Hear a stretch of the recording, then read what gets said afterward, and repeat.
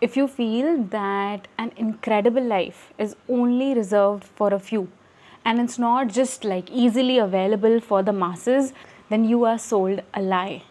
Either it's been told by people who also believe in this, or it's been told by people who actually benefit from telling you that you cannot have whatever you want, any person on the planet.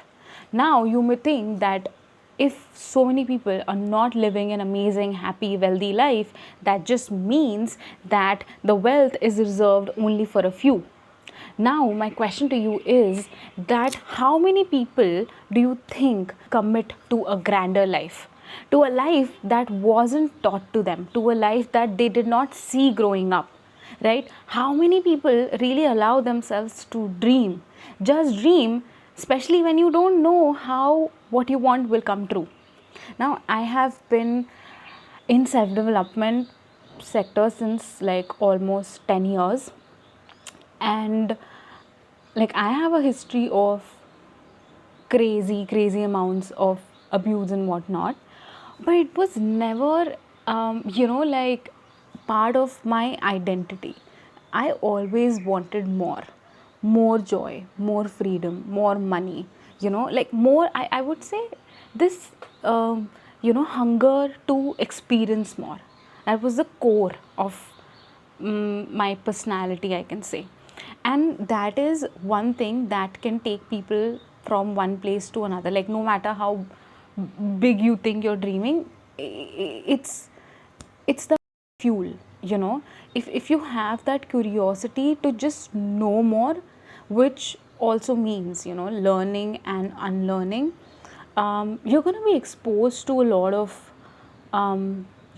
realities, which if your mind is not open, you will just be super closed. Like you would think that what's around you is the only real thing. For sure it's real, but it's one real thing, and there are so many realities available on the planet that we are not aware of. Like right now I know that there is so much out there that I don't even know it exists. Like I can't even pinpoint that I'm not aware of this, because I'm not even aware of that. So the more curious you are about what else is out there, how can things be done differently, how can life be lived differently, the more you're in question, the more answers you get. And the growth that comes from that is quite effortless, I would say, and fast. Now fast is a very interesting word, because sometimes you're in that phase of life where all you want to do is rest and sleep and zone out and not speak to anyone. And we usually do not like these phases, because at least like Asian cultures, they're always on your head. Do more, be more, keep doing, right? Rest is seen as weakness, but we don't always realize that such phases also they're sort of prepping us for some incredibly fast as fuck, delicious, juicy growth. And at that time, this rested self comes very handy. Then you're fully you're fully present, because you're not exhausted, you're not distracted, you're not in two minds, because you gave yourself enough space to really like get present, get grounded. Because it's like a combination of looking up and being grounded at the same time. So I think life is a balance of these two things. Sometimes one gets more than the other, and then we come back to balancing. So if you are only looking up, I used to be this person, always looking up, always doing more, like always flying, and I love that phase. But I do remember that point where I realized that I am not at all grounded. I am just always on, my mind never shuts, and that's when everything crashed for me. And after that I was only focusing on grounding, no doing, no dreaming, and any goal would feel very overwhelming because I had stopped dreaming. And because of these two phases, I learned what value they both hold, right, by themselves. And imagine a life where both are there.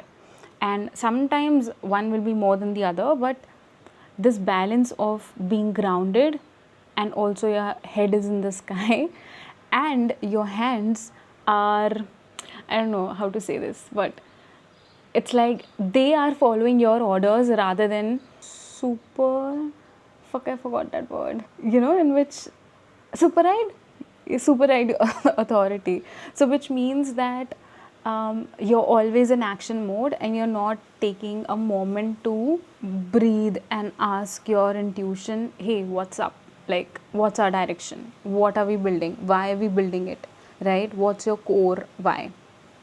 And it's interesting that right before making this video, I was thinking, what's my why right now? Like why do I want this wealth and why do I want this growth?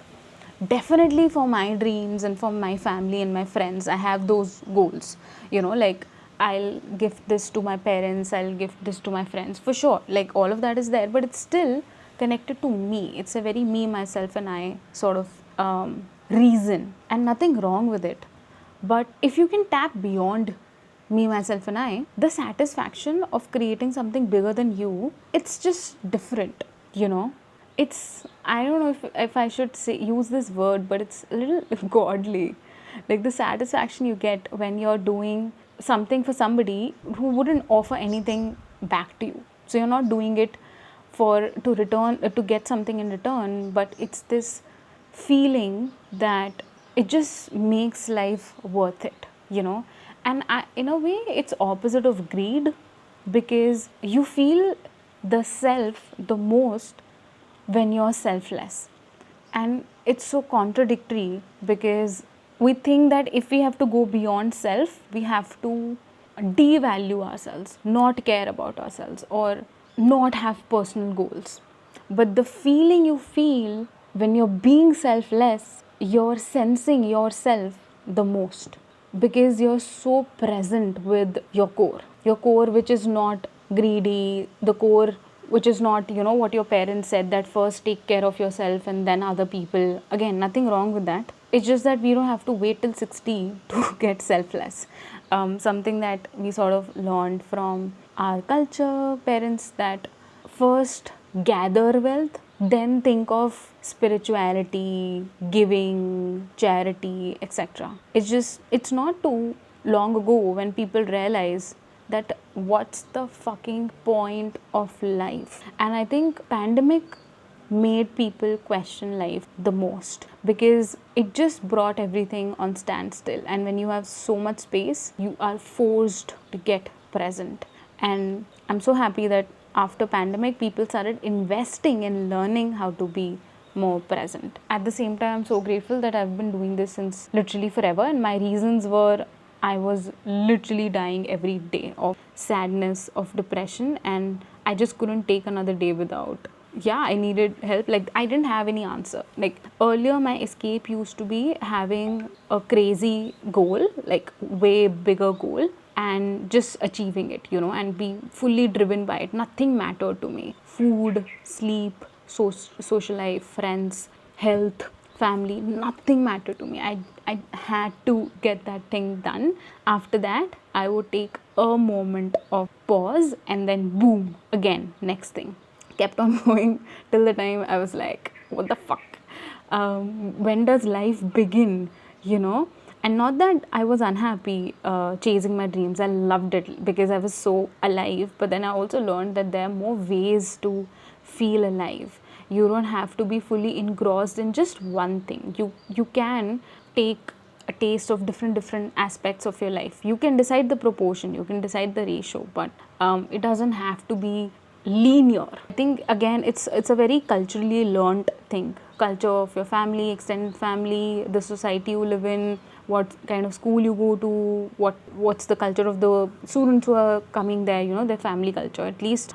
So when I started exposing myself to, in an international community by traveling, and now that I'm traveling, not traveling, like I'm living out of India full time, however way it's said, I also realized the contrast, because when you get out, you learn the pros and cons of your upbringing, right? And when you're in it, you don't always realize the absurdities, and you don't always realize the uniqueness of it, the USP of it. But when I moved out, I realized that the pressure that we were put in to perform really well, it just seemed so normal. And at least I felt like an idiot when I would not like get decent marks in class. After a point I started feeling like an idiot, because you were compared the whole time. And again, everything has its own pros and cons. It's just like what lens are you looking at it from. So now that I get out of India, I felt that we were living in so much pressure, and there was such linear focus in life. Like, what is of value, the definition was super narrow. Just academics. Nobody cared about sports, nobody cared about health, nobody cared about extracurricular, which is selling in this market now. Like right now, it's harder to sell as an accountant or a doctor, and I'm saying this being an accountant, and it's easier to sell yourself if you're twerking. Nothing wrong with that. I'm just saying that how, like, nothing is guaranteed at this point in the world, where the pace is very different, the pace of change.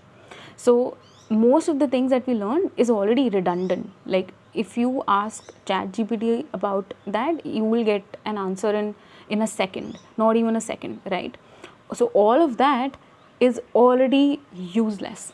So the point being, the faster you're getting aware of what is the tide like, the better you'll be able to see all the things that you already have ready to be sold, but then your environment told you that this is crap. Like, I was watching this video of this girl who she makes these small art things. I paint, I dance, I sing, but I don't sell any of that, because I was always told that this is not the real thing. Marks are the real thing, right? And I spent 25 years of my life just studying, right?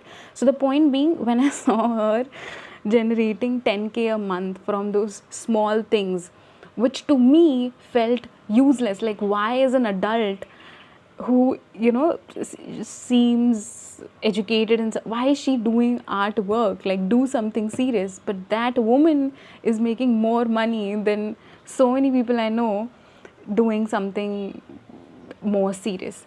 Again, nothing wrong. Like, it's not that now you got to stop being accountants or doctors. The point being, you don't have to be that.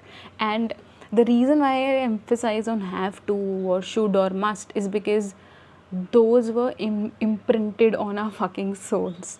That if you're not this and this, you are a piece of shit, and we don't know what your future looks like. And it's not just your parents who would say that, it's your auntie who is coming over for chai. She would also grill you over for that. And it's so crazy, when you get out of such an environment, you realize how absurd those things are, and how much they are restricting the potential of so many people.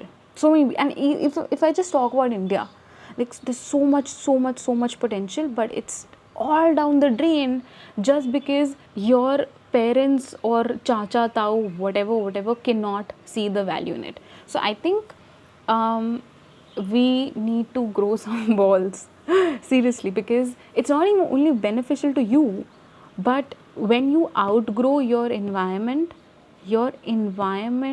benefits from it the most, because then another kid in your society or in your family watching you and seeing your results eventually, when you eventually get the results, whether that's 1 year or 10 years, it doesn't matter. Now that kid has the runway. You made that runway for that kid. Now that kid's parents would be more accepting and relaxed for that kid's unconventional choice if that kid chooses, because now they have an example.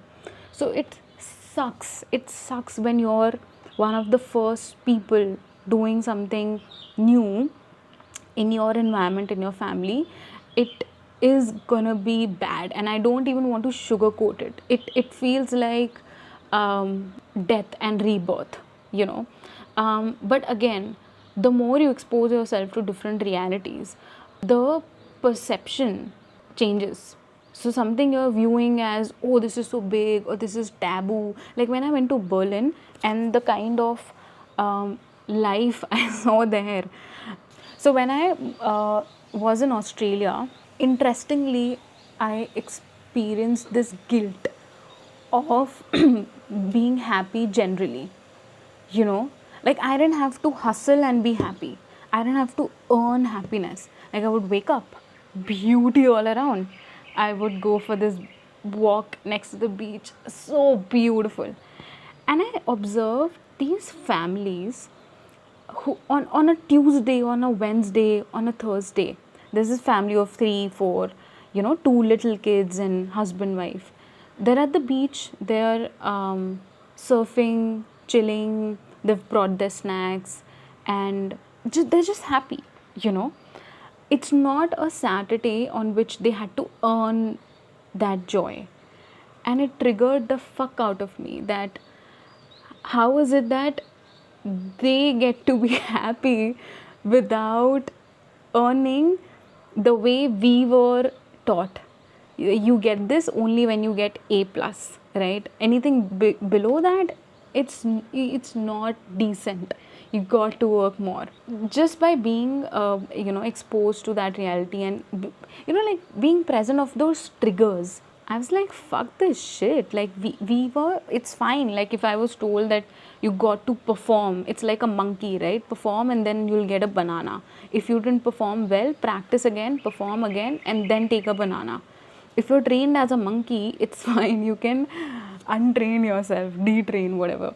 That gave me that permission slip. Even if you quote unquote failed, you're allowed to wake up happy next day. You have these goals of generating millions and multi-millions.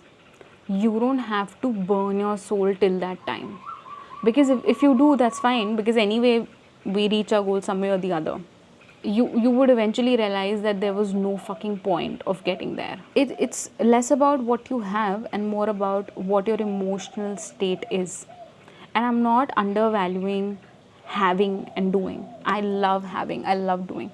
But also, when that's the only criteria for you, and if the emotional state is not even, like you're not checking it at all, then you may have a spike of happiness, joy, whatever you call it, pride of achieving something. It's going to go back to your normal emotional state. So going back to the point, which is, it's very easy at this point in the world to make yourself aware of anything and everything. Now, right now, even without realizing, you are making yourself aware of something. Now, it could be stupid videos on TikTok or Instagram where you're learning nothing. You could be making yourself aware of that, or you could be making yourself aware of how mind works, how money works, how taxes work, how learn about different markets in different parts of the world, or anything. It's accessible with a click. Now, if you feel that a bigger life is far beyond your reach, then you got to open your phone and check your YouTube or Instagram or TikTok algorithm. If it doesn't really align with what you dream of, then you got to take responsibility that I'm feeding my brain with shit, and then I at the same time also act like a victim that I cannot, bigger life is not for me, it's for somebody else who has better circumstances. So it's all about taking charge. Till the time you're not taking charge, nothing is going to change, no matter how much pity you have on yourself or your your people have on yourself. And like at one point in my life, my depression was so bad. It was so bad that my environment started telling me that, hey, it's okay. Like I started receiving that pity from my environment. And I was like, this doesn't feel good. Pity doesn't feel good. It's not an answer, basically. It's not a solution. Like if pity was taking us somewhere, it would have been idle, but it doesn't do anything. You're still at the same point in life with the hope that things will get easier for you, just because now you have other people's pity on you, or your pity on yourself. Fucking take charge. And if it was, a cakewalk, then so many people who want more, everybody wants more, there is a very tiny fraction of people who are like, we're fine, who genuinely mean it, genuinely mean it, that we're fine where we are. Most of us want more. Okay, cool, bye.